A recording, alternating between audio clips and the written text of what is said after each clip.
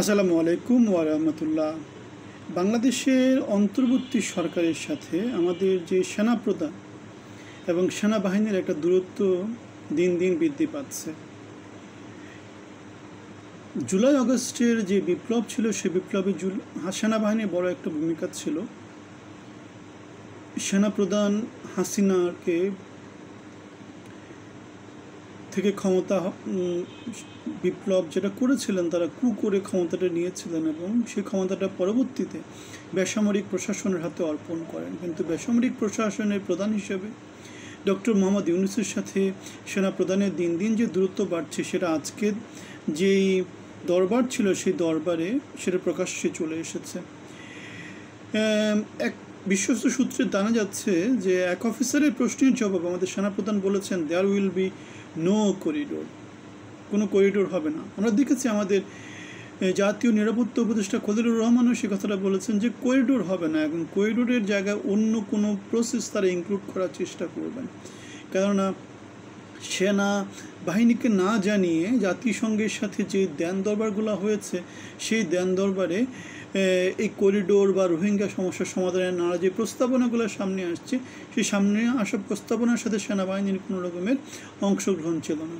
সুতরাং সেনাবাহিনী পরবর্তীতে জাতিসংঘের সাথে যোগাযোগ করার পরে জানতে পেরেছে যে তাদেরকে না জানিয়েই সরকার থেকে নিরুৎসাহিত করা হয়েছে যে সেনাবাহিনীর সাথে যোগাযোগ করার ব্যাপারে। এখন সেনাবাহিনী যেহেতু মানবিক করিডোর ইস্যুতে তারা যেহেতু স্টেক হোল্ডার হিসেবে তাদের সাথে আলোচনা না করে সরকার এই সিদ্ধান্তে উপনীত হতে চেয়েছিল, সুতরাং সেনাবাহিনী দেশের সার্বভৌমত্বের ইস্যুতে তাদের সক্ষমতার ইস্যুতে সরকারের বিরুদ্ধে গিয়ে দাঁড়িয়েছে।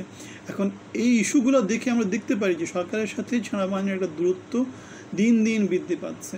সরকারের সাথে যেমন করে আমাদের প্রেসিডেন্ট শাহাবুদ্দিন চুপ্পুর দূরত্ব বৃদ্ধি পাচ্ছে, কারণ এই জিনিসটা পুরোটা হচ্ছে গিয়ে একটা চক্রের মতো, কক যেটাকে বলে আর কি, খাঁচ কাটা যে চাকাগুলো আছে চাকাগুলোর মতো। একটা খাঁচ যদি ভেঙে যায় আলটিমেটলি পুরো চক্রটা কাজ করবে না। বর্তমানে আমাদের সরকার ব্যবস্থাটা যদি কাজ করছে না সেটা আমরা দেখতে পাই সামরিক বাহিনীর সাথে সরকারের দূরত্ব, আমরা দেখতে পাই প্রেসিডেন্টের অফিসের সাথে সরকারের দূরত্ব। এই দূরত্বগুলো যেটা তৈরি করছে সেটা হচ্ছে বাংলাদেশকে ডিসফাংশনাল করে দিচ্ছে, আমাদের ডক্টর মোহাম্মদ ইউনূসের সরকারকে ডিসফাংশনাল করে দিচ্ছে। এবং এই দূরত্বগুলো যে আমাদের সরকার থেকে তৈরি করা, ডক্টর মোহাম্মদ ইউনূস থেকে তৈরি করা, সেটা আমরা নানা ইস্যুতে কিন্তু দেখতে পাই। এখানে একটা জিনিস মনে রাখতে হবে, আমাদের ক্ষমতা, প্রেসিডেন্টের কিছু ক্ষমতা আছে, সেনাবাহিনীর কিছু ক্ষমতা আছে, আমাদের প্রধান উপদেষ্টা ডক্টর মোহাম্মদ ইউনূসের কিছু ক্ষমতা আছে। সুতরাং ক্ষমতাগুলো ভাগ করে দেওয়া আছে। কেউ যদি নিজেকে হাম্বড়া মনে করে, কেউ যদি নিজের ডাটফাট নিয়ে চলে, আলটিমেটলি সবার সাথে যদি সামঞ্জস্য না রাখে, তাহলে আলটিমেটলি দেশ সাফার করে, ব্যক্তি হিসাবে ওই ইউনিটটা সাফার করে, সেনাবাহিনী সাফার করে, রাষ্ট্রপতির অফিস সাফার করে, অথবা ইউনূসের সরকারটা সাফার করে, ওভারঅল বাংলাদেশ সাফার করে। সুতরাং আমরা দেখতে পাচ্ছি এই কাজগুলো সরকার উদ্দেশ্য প্রণোদিতভাবে করছে। সরকার যে কাজ করতে পারছে না সেটা আমরা গত 8 মাস 9 মাস ধরে বলে আসছি। সরকারের কোথাও কোনো সফলতা নেই। হাসিনা সরকার যে সফল হয়েছিল বা তাদের যে অনেক সফলতা আছে, তাদের ব্যর্থতা একটা জায়গাতেই আছে, তারা নির্বাচন দেনে তারা ফ্যাসিজম কায়েম করেছিল, কিন্তু তাদের অন্যান্য অনেক জায়গাতে সফলতা ছিল, কারণ সব কিছু তাদের একটা সিনক্রোনাইজ ছিল, সবাই সমানভাবে চলতো। কেউ কোনো একটা কাজ নিলে সেই কাজের প্রতি সবাই ঝাঁপিয়ে পড়তো, সেজন্য কাজগুলোর মধ্যে অগ্রগতি ছিল। আমাদের বর্তমান অন্তর্বর্তী সরকারের কোন কাজটা কি হয়েছে আপনারা যদি কমেন্টে একটু জানাতেন, আমি সেখানে একটু মন্তব্য করতে পারতাম। আমি তেমন করে কিছু পাই না।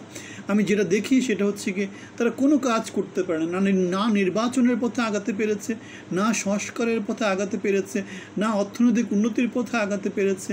কোন ইস্যুতে তারা কি করেছে?